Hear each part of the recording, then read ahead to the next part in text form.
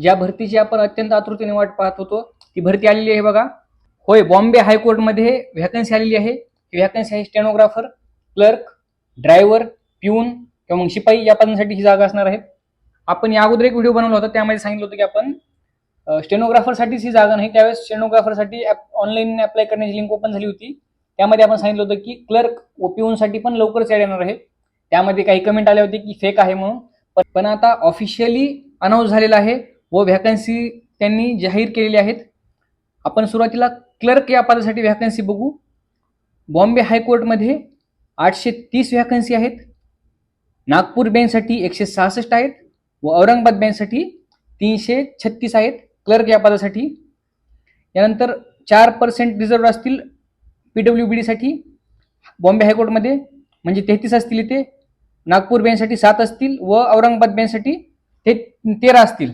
यामध्ये सॅलरी आहे 29,200 ते 92,300 आणि अलाउन्स मिळून तुम्ही आरामामध्ये 52,000 ते 55,000 मध्ये तुमची सॅलरी जाईल.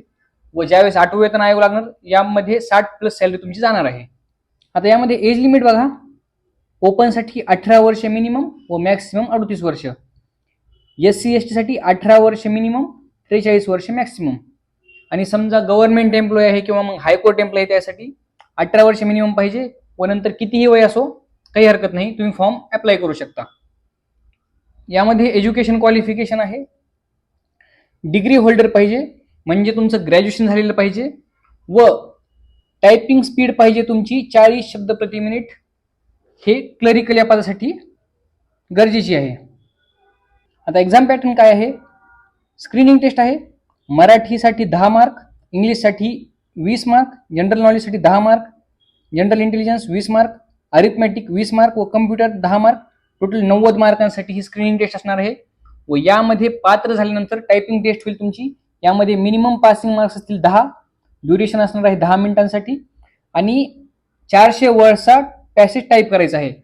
यामध्ये मॅक्सिमम मार्क्स आहेत 20, यापैकी मिनिमम तुम्हाला 10 मार्क घेणे गरजेचे आहेत.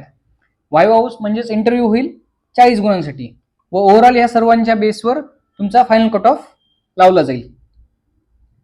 यांची ऑफिशियल वेबसाईट आहे, तुम्हाला या वेबसाईटवर जाऊनच फॉर्म फिल करायचा आहे. bombayhighcourt.nic.in ही यांची ऑफिशियल वेबसाईट आहे. फी असणार आहे 1,000 रुपये. फॉर्म फिल करण्याची लिंक ओपन होईल 11 वाजता 15 डिसेंबरला. 11 वाजता फॉर्म फिल करण्यासाठी लिंक ओपन होईल व लास्ट डेट असणार आहे 5 जानेवारी 2026 संध्याकाळी 5 वाजेपर्यंत.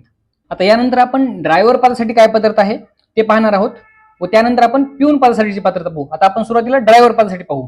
वाहन चालक ड्रायव्हर पदासाठी बघा, मुंबई उच्च न्यायालयाला 26 पदे आहेत. एकूण पदे 26 व प्रतीक्षा यादी वेटिंगसाठी 7 असणार आहेत. नागपूर खंडपीठसाठी 5 व प्रतीक्षा यादीसाठी 1. औरंगाबाद खंडपीठसाठी 6 पदे आहेत. प्रतीक्षा यादीमध्ये 2 पदे असतील. याचं पण बेसिक आहे 29,200 ते 92,300. याची पण सॅलरी 52 ते 55 दरम्यान तुम्ही कन्सिडर करून चला. पात्रता काय आहे तर कमीत कमी 10वी पाहिजे आणि उमेदवारास मराठी व हिंदी भाषा लिहिता, वाचता व बोलता यायला पाहिजे. ठीक आहे. वयोमर्यादा ओपनसाठी 21 वर्ष मिनिमम, मॅक्सिमम 38 वर्ष. SC ST साठी 21 वर्ष मिनिमम, मॅक्सिमम 43 वर्ष. SC ST OBC साठी. आणि न्यायालयीन कर्मचारी असो किंवा मग सरकारी कर्मचारी असो त्यांसाठी मिनिमम 21 वर्ष, मॅक्सिममची काही लिमिट नाही. ठीक आहे.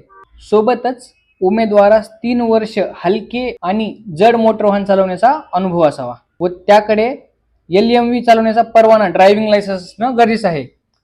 यासाठी पण परीक्षा शुल्क 1,000 आहे. ड्रायव्हर या पदासाठी पण परीक्षा शुल्क ही 1,000 असणार आहे. Official website same bombayhighcourt.nic.in. Form भरण्यासाठी सुरुवात होईल 15 डिसेंबर 2025 व लास्ट डेट असणार आहे 5 जानेवारी 2026. आता ड्रायव्हरचा एक्झाम पॅटर्न कसा आहे? लेखी परीक्षा होणार आहे 20 गुणांसाठी. कमीत कमी 7 गुण मिळणे गरजेचेच आहे. यामध्ये ऑब्जेक्टिव्ह टाईप क्वेश्चन असतील. यामध्ये बघा, वाहनांची देखभाल व किरकोळ दुरुस्तीविषयक ज्ञान पाहिजे. संबंधित म्हणजे मुंबई, नागपूर, औरंगाबाद शहर व त्यालगतची महत्त्वाची स्थळे तुम्हाला माहीत पाहिजेत व रस्त्यांचं नॉलेज पाहिजे आणि सामान्य ज्ञानबद्दल थोडंफार माहिती पाहिजे. हे सर्व काही 20 गुणांसाठी विचारलं जाईल. पूर्वानुभवासाठी 10 गुण असतील. मोटर वाहन परीक्षा घेतली जाईल प्रादेशिक परिवहन कार्यालय अधिकाऱ्यांमार्फत. ही असेल 10 गुणांसाठी. यामध्ये पण मिनिमम पात्रता गुण आहेत 7. मुलाखत होईल, इंटरव्ह्यू होईल 10 गुणांसाठी. टोटल एकूण गुण झाले 50. उत्तीर्ण गुण किमान 25 गुण तरी मिनिमम मिळवले पाहिजेत तुम्ही. ठीक आहे, हे झालं ड्रायव्हर बद्दल.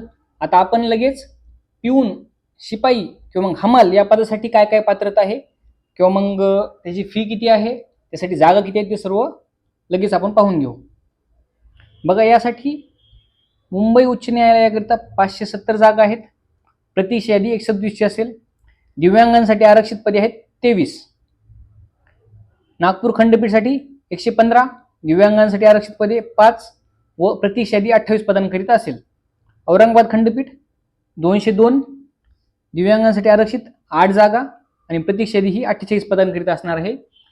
यामध्ये बेसिक आहे 16,600 ते 52,400, म्हणजे सॅलरी ही 30 किंवा 30 प्लसच समजून चला.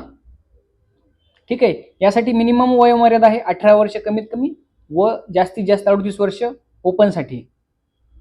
आणि SC ST OBC साठी 18 वर्ष मिनिमम व मॅक्सिमम 43 वर्ष. आणि जर समजा सरकारी कर्मचारी वगैरे असेल तर 18 वर्ष मिनिमम, मॅक्सिममची काही लिमिट नाही. यासाठी पण फी आहे 1,000 रुपये. Official website bombayhighcourt.nic.in. आणि याची सुद्धा लास्ट तारीख बघा 5/1/2026, 5 जानेवारी 2026 ही लास्ट डेट असणार आहे. व अप्लाय करण्यासाठी लिंक ही 15 डिसेंबर 2025 ला ओपन होईल. आता याचा एक्झामिनेशन पॅटर्न काय असणार आहे? लेखी परीक्षा असेल 30 गुणांसाठी. यामध्ये किमान गुण 15 मिळवणे गरजेचे आहेत. हे क्वेश्चन्स हे ऑब्जेक्टिव्ह टाईप असतील. नंतर शारीरिक क्षमता, विशेष अर्हता 10 गुणांसाठी असेल व मुलाखत ही 10 गुणांसाठी असेल. टोटल ही सुद्धा एक्झाम पिऊनसाठी सुद्धा 50 गुणांसाठी एक्झाम होणार आहे. समजा लेखी परीक्षेमध्ये जर उत्तीर्ण झाला तर त्याला विशेष अर्हता किंवा शारीरिक क्षमतेसाठी बोलवलं जाणार नाही. तर इथे एक महत्त्वाचा मुद्दा बघा, 7वी मधील गुण नमूद करणे अनिवार्यच आहे शिपाई पदासाठी किंवा हमाल पदासाठी फॉर्म भरताना. समजा तुमच्याकडे इयत्ता 7वीचे गुणपत्रक नसेल तर त्याच्या पुढील 8वी असो, 9वी असो, 10वी असो किंवा 12वी असो, ऑनलाईन अर्ज करतेवेळी 7वीचे गुणपत्रक नाही असा पर्याय निवडा. व तुम्ही जो काही एज्युकेशन क्वालिफिकेशन सिलेक्ट केला, समजा 12वी सिलेक्ट केला आहे तर तुम्हाला 12वीचे गुण वगैरे तिथं देणे गरजेचे आहे. तिथं ते मेन्शन करावं लागेल. आणि समजा तुम्ही जर गुणपत्रक नाही, 7वीचे गुणपत्रक नाही असं जर तिथं टिक केलं तर ऑटोमॅटिकली तुम्हाला 50%, 100 पैकी 50 गुण आहेत अशी नोंद होईल. ठीक आहे. अजून तुम्हाला काही डाऊट असेल तर कमेंट बॉक्समध्ये नक्की विचारा. अजून किंवा मग कोणता व्हिडिओ पाहिजे ते सांगा, त्याबद्दल आपण अपडेट आणू. व्हिडिओ आवडला असेल तर लाईक, शेअर व सबस्क्राईब करा. भेटूया पुढच्या व्हिडिओमध्ये. तोपर्यंत धन्यवाद.